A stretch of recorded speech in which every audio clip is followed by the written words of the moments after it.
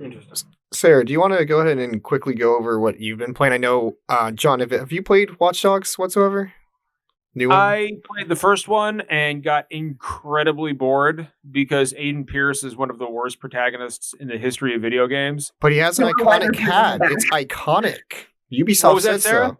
I don't know why they're bringing him back. Because, like, they're claiming, like, oh, we're having, like, a brand... Which, okay, I'm just gonna lie. I bought Season Pass because I really want Wrench back. That was literally it. Like, I was just like, you bringing my boy back. Fine, here's my $40. He's just such a boring fucking character. He But is.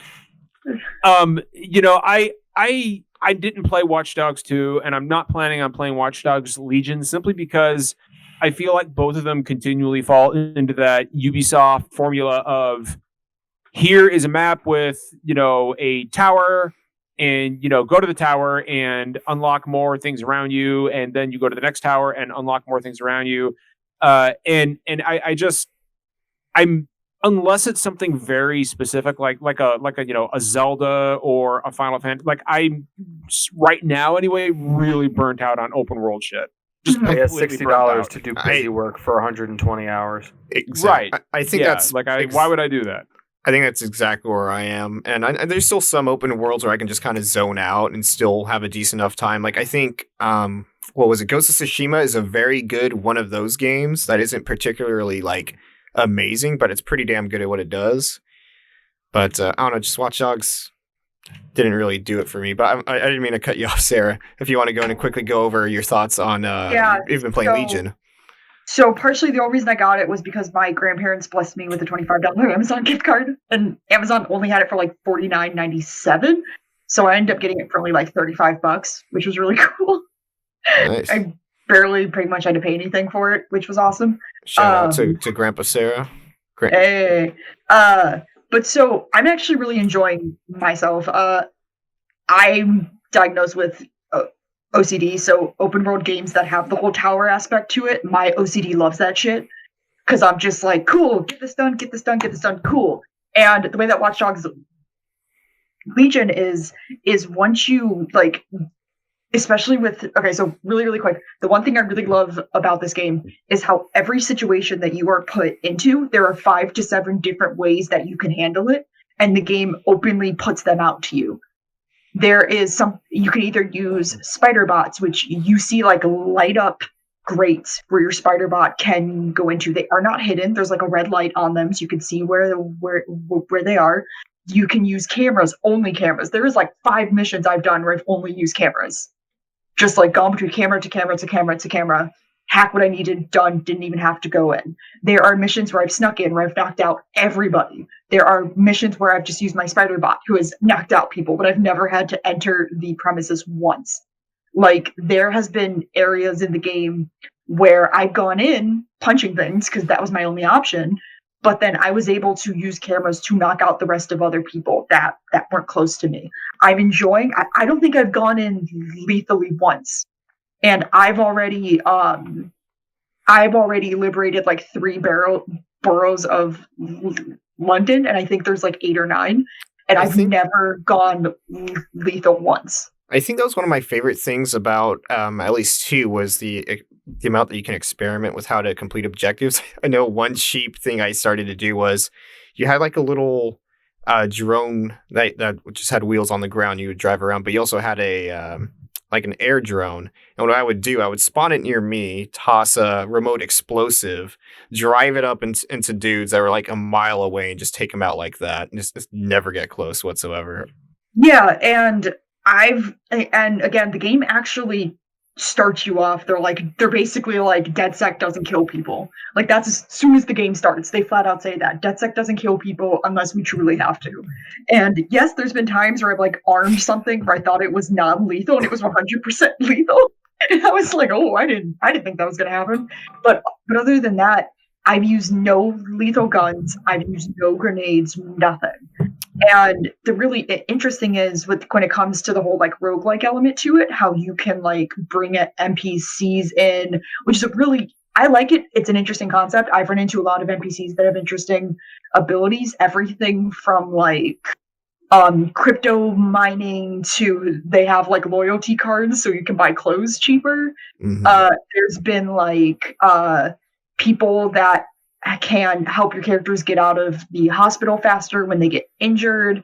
There are doctors who can like sneak into hospitals because they're dressed like a doctor.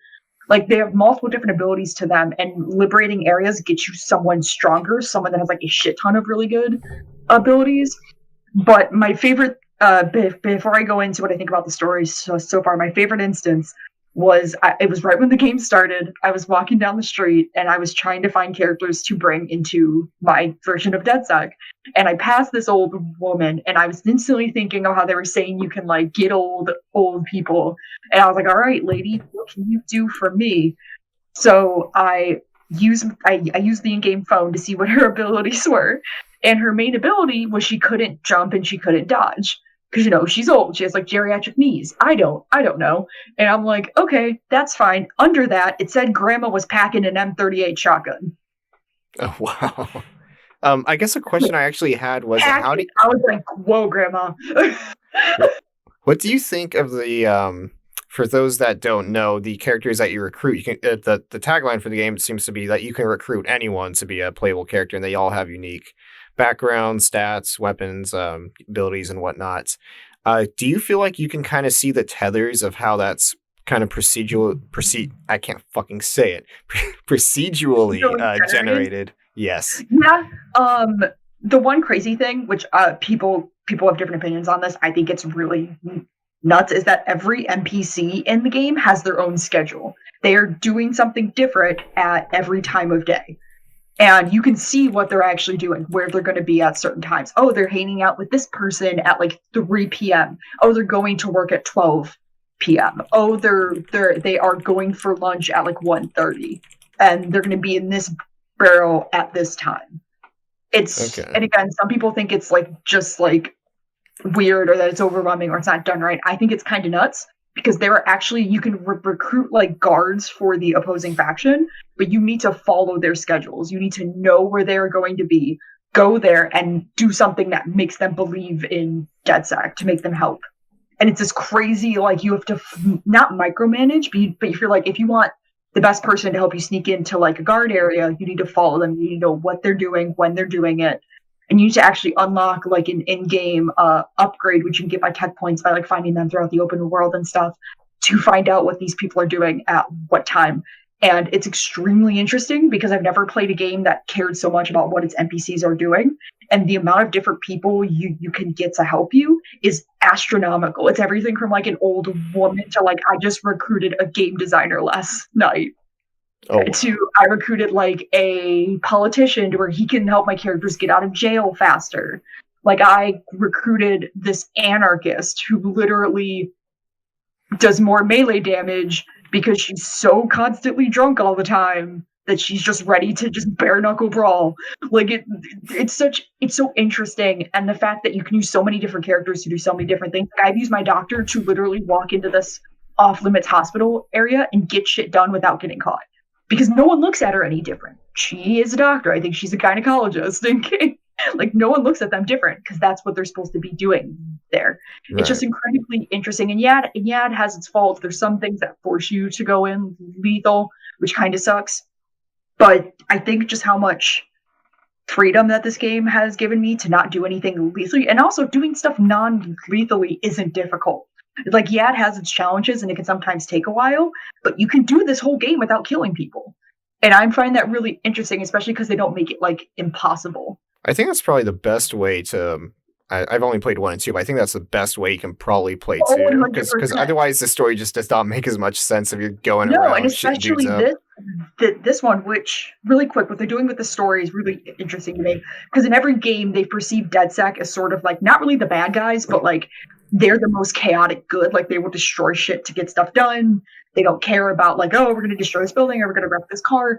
But in this game, I mean, the first 15 minutes are online. So I guess spoilers for the first 15 minutes. Like the whole plot is that there's an explosion in London, multiple explosions, and DedSec's being blamed for it. Well, at the beginning of the game, Parliament doesn't know about it. British government doesn't know about it. DedSec knows, and they're going to stop it. Like they're actively the good guys. 100% here. And I think it's just think it's interesting how they're doing it this time. Like, yeah, they're still chaotic good, but they're really teetering on that. Oh, we don't kill people. We're trying to save London. Fuck Albion. Like, they're really pushing towards like DedSec isn't exactly evil anymore. They're 100% the good guys, which is really interesting. Okay. To me. I guess we are at a crossroads. Should I blab about Yakuza or should we move on over to news? I am always down to hear about Yakuza, but I also haven't played 5 yet, and I'm waiting on the collection coming, so I don't have much to add. So really quick, I've had a lot of people ask me if they should play Legion. If you don't like Ubisoft open world games, you won't like it. Now, if you liked what Watch Dogs 2 did and you want to see something that's sort of in that vein, like it's not like the game's serious, but like you have it's like AI stuck with you who is basically just kind of like Wheatley from Portal 2. Like he's just constantly funny and he's constantly sarcastic and he jokes about being an AI. Like if you enjoy that like not so serious sort of silly stuff that Watch Dogs 2 did, you would like this. But if you're not an Ubisoft open world person, you're not going to like it. I will so just say a heads up. I will say that like how you described like, you know, with your OCD that like the complete the map, tick off all the boxes is very therapeutic. Mm-hmm. I share that tick off the boxes thing. I'm not diagnosed with OCD, but I'm like 90% sure I have it in addition to the ADHD and Tourette's. But like I don't know. It's something about like the way Ubisoft studios approach that open world aspect. It is like overwhelming to me because I know I have to do everything. It makes me go like I just can't. Like I haven't played a Far Cry game since like 3 I beat and 4 I started. I did the first mission and I was like I'm good. I mean, I will say that this isn't like Assassin's Creed Odyssey to where you would finish a whole area, be like, I'm done, and then come back 15 minutes later and there's more shit to do. Like, it's not like that. Once you get done with something, it is done. It is off of your map. You are good. So, I mean, because that's what turned me off of Odyssey, because Odyssey pissed me off so much, because, like, I finished the whole area. I can never come back again. And you come back 10 minutes later and it's filled with question marks. Again. Yeah, I think I have to say, Legion is not like that. When something is done, it is off of your map. You are good. Don't need to go back to it. So, but no, I 100% feel. I gotta say I'm definitely more in Blaine's corner of that, and I just can't fucking help myself. I have to do every fucking side quest. I have to get the little collectible, and it's just like this would probably be a better paced story if I just stuck to doing the main missions or stuck to what was explicitly fun versus I need to check this shit off. That's why I'm like 90% sure I do have some form of clinical OCD, only because like when I tried playing any of those open world games, like I need to clear the map of all those little icons. So like while it does give the good, it makes the good chemical come out, at the same time, like when I know like the way Ubisoft games tend to, and this isn't even getting into like all of the social issues and everything that I could get into that I'm sure we all agree on more or less, but like I just can't deal with the way that they approach. I mean, that's for some people, that's fine. It's just too much for me. It's like an overload. It's a sensory overload. It's like 10 people talking at once, and my brain is just like everything needs to stop right now. Right. I'm actually having a little bit of say something. Scary John. What was that? It just looked like you wanted to say something. Oh no! I'm trying not to sniffle too much into the microphone. We want that ASMR. 5 minutes. Yeah, give me that ASMR, John. I just spent 5 minutes like sneezing my goddamn brains out, and right now yeah, I've got like that post nasal drip, and so right now I'm just trying my best not to sound disgusting and gross on the mic. I mean, for what it's worth, every time I say something and I see you lean back and nod, smiling, it just makes me feel very happy and validated. It looks freaking scary. Quick thing, I'm playing through Gears of War again because I'm utter trash and I love that series a lot, and I will fight till the ends of the earth. And I hope we get to discuss our favorite survival horror games today, because I'm here to discuss why Gears of War 1 is the best survival horror game of this generation. All right, I'm done. Which one? I submit a motion to discuss favorite survival horror games. And I demand to speak first because Gears of War is the best survival horror game of this generation. You say I would Gears disagree, of but I War? still hear it. Yes. You hear Gears me, of John? War. You hear me, John? The first one, I- specifically I the first agree. one. I agree with you to an extent in that it is more pace akin to a horror movie, albeit the action kind of throws it I'm off. ready to blow John's mind here. Just let me get to that point. Just let me get to that point.